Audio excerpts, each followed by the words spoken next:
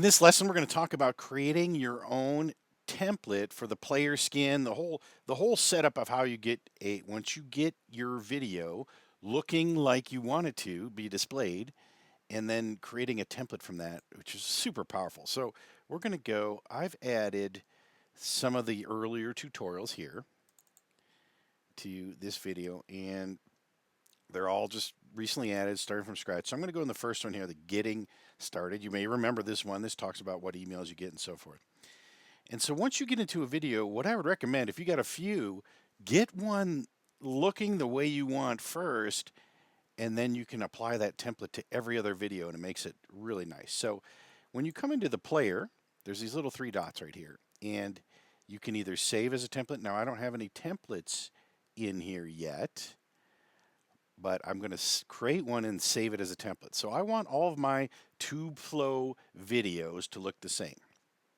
And the first thing I'm going to do is we're going to go get the player skin the way we want it, right?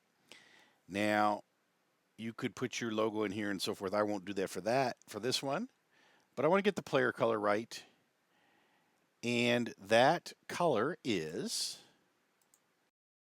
here from off screen, the hex value. Of course, there's a lot of ways you can do that. I get mine because I created that in Canva. But you can see now the blue is more of the ToobFlow blue than the default player blue. The specific ToobFlow blue color that I picked. Now I kind of like this one. I'm going to show all of them real quick, but I'm going to select that. It looks just a sleek, modern look. I kind of like that.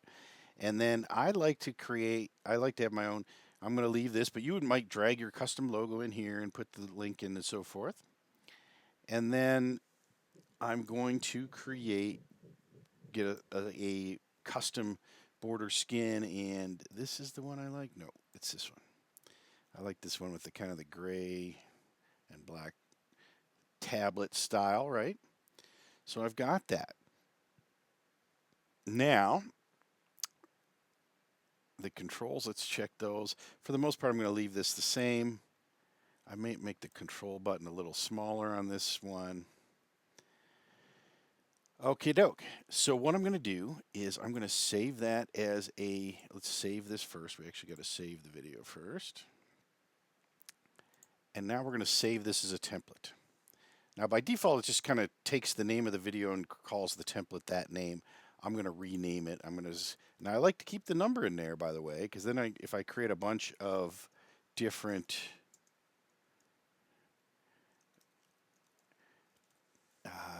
templates, then I know I can keep them in the order I want to keep them in. ToobFlow template, I probably didn't need to put the word template in there, but that's pretty cool. Now, I'm going to show you what I do. Anytime I'm creating a course or so forth, I'll create the template for the first one, and I'll finish this off by doing a couple things. One is thumbnail is always going to default to a middle frame. If I click on video loop, it'll pull the first 5 seconds. And I could set it anywhere I want, but because I put little animated logo trailers at the beginning of my videos, it almost always comes out perfect. Just grab the first bit of that. So that, to me, that's a cool little logo, and then it gives you a quick, I could move it back to 4 seconds, but it gives you a quick little glimpse of what's going to happen in there. But that's pretty dramatic. But I didn't even have to do that. Since I put my animated logo at the beginning of my video when I edited it, just clicking to video loop turns it to those first 5 seconds, which is exactly what I want. All right.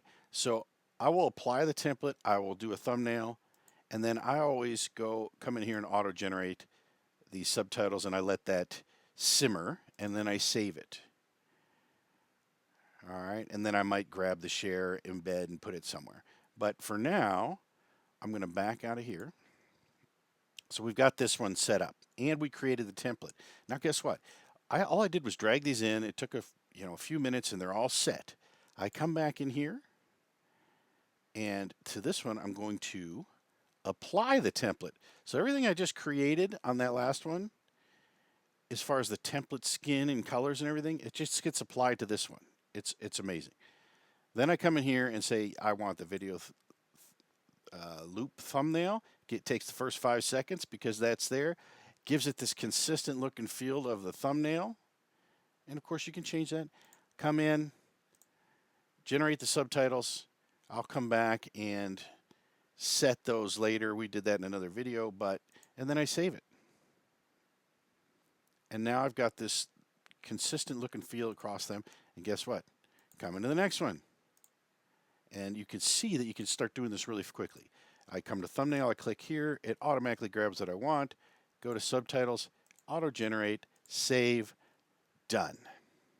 As soon as that says save, I'm going to go back.